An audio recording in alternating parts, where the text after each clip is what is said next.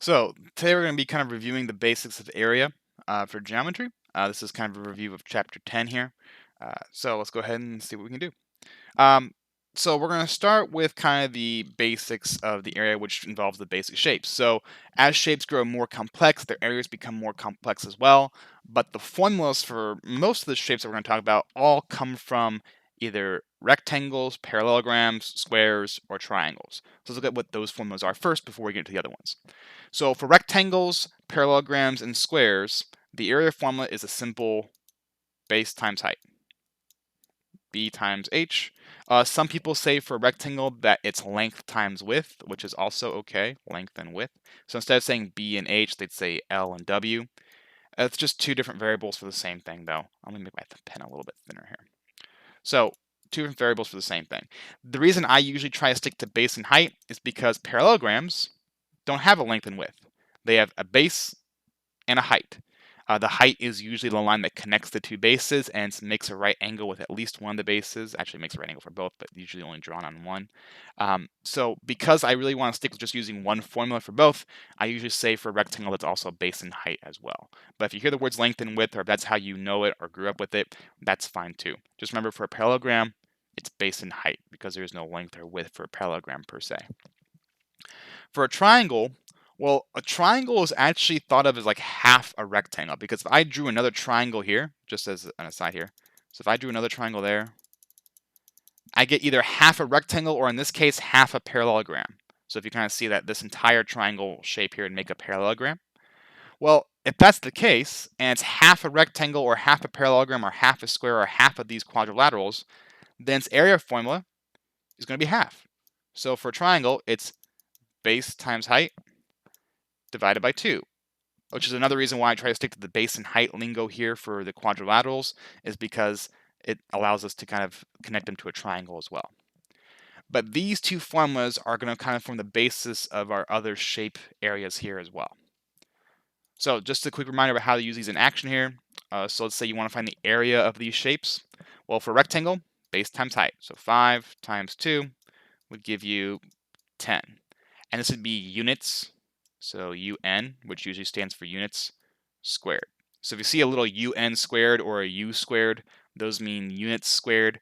If they don't give you a label, you can also just forego labeling your answer, but just remember that areas in square units, because what this technically says is that I can fit 10 of these. So if I draw it here, 2, 3, 4, 2, 3, 4, 5. So it means I can fit 10 1 by 1 squares inside this rectangle. That's what area literally means. I can draw 10 of these 1 by 1 unit squares inside this rectangle here. Therefore, its area is 10 units squared.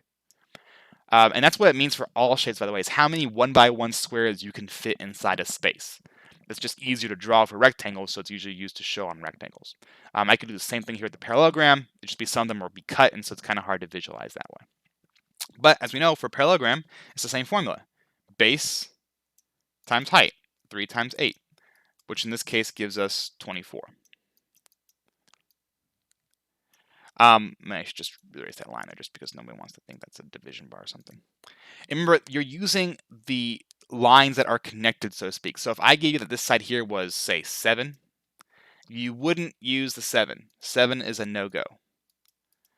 You only want to use the baseline and the height line, or basically whatever lines that's dotted, that's usually your height, and whatever line that sort of connects to, that's the one you want to use. So 8 here usually connects to the 3 on top, and there'd be another 3 on bottom, because remember parallelograms are the same on top and bottom.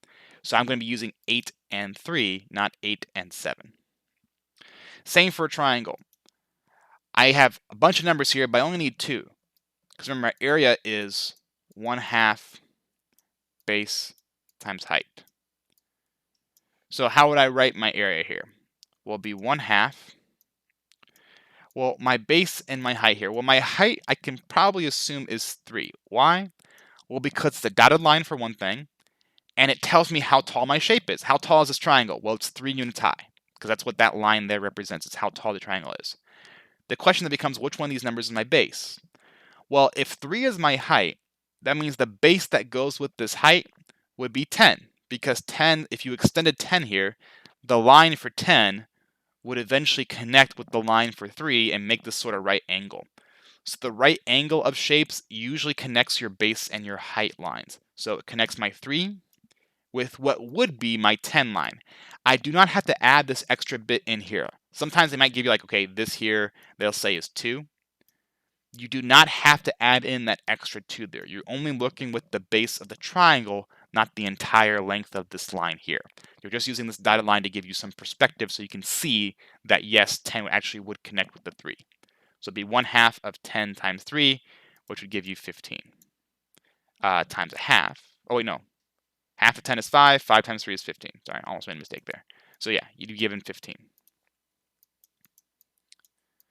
People usually ask, okay, what do you do first? Do you do the half? Do you do the 3? Do you do the 10? It really doesn't matter.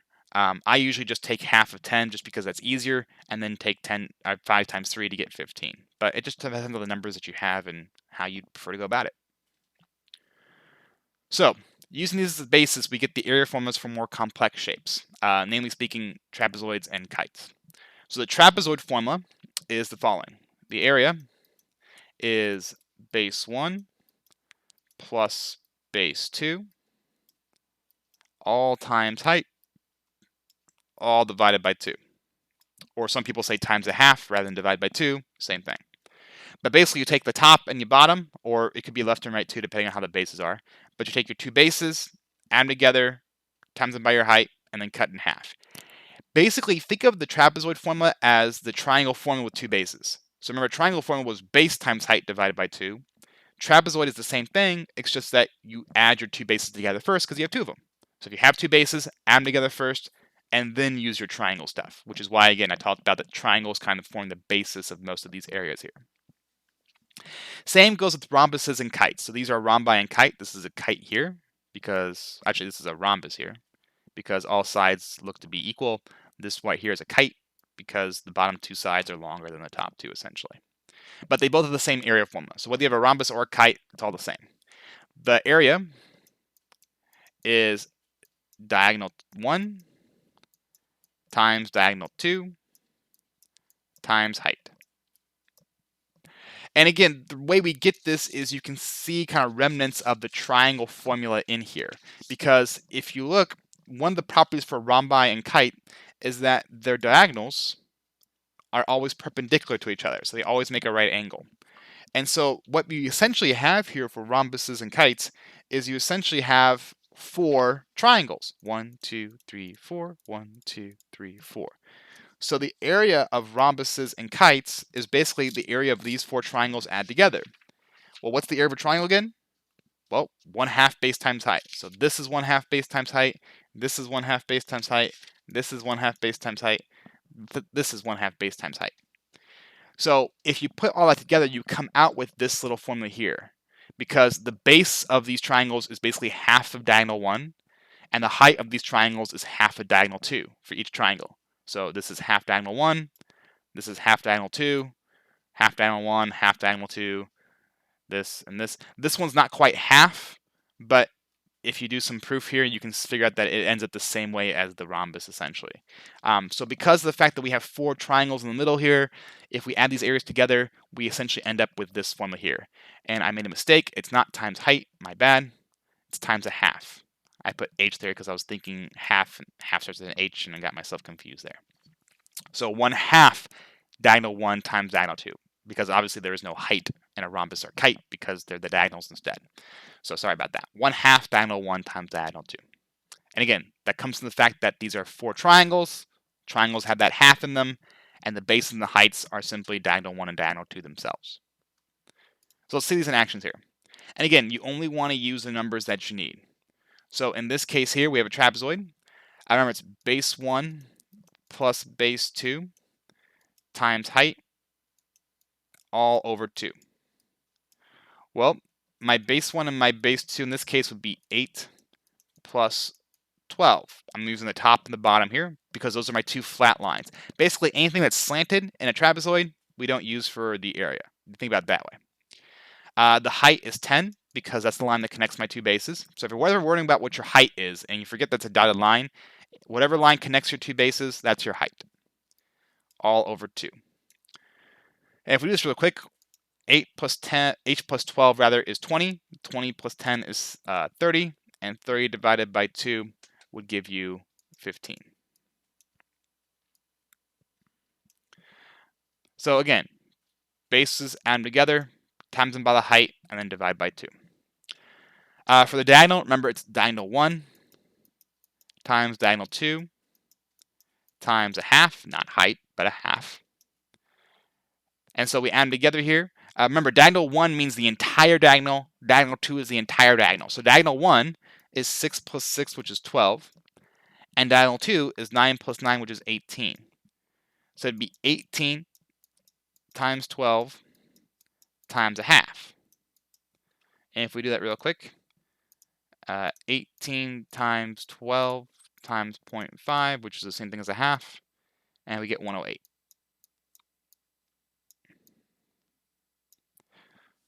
So if you're given a kite, make sure that you add up your diagonals first before you start using them in your formula if you need to. Sometimes they give the full length, other times like here they don't. So just make sure that you're careful on which ones you use. And the last little formula we have to talk about is a circle. So a circle is kind of special because it's a curved shape, so it's not a polygon. And its circumference and area formulas are very similar, so we're going to do them both here.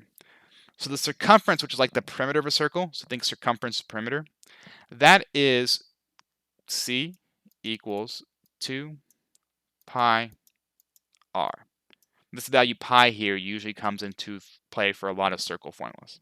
So that's how you get the distance around the circle is 2 pi r.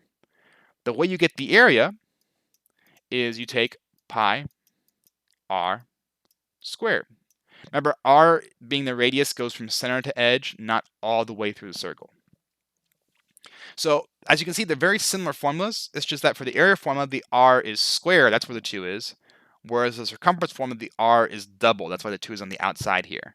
So area has the square, circumference has the multiplier. So for examples here, this one here, area, pi r squared. So pi times 7 squared, which is 49, which is what 7 squared is. 49 pi, which if you want the decimal form, if we do 49 times pi, we get 153.9.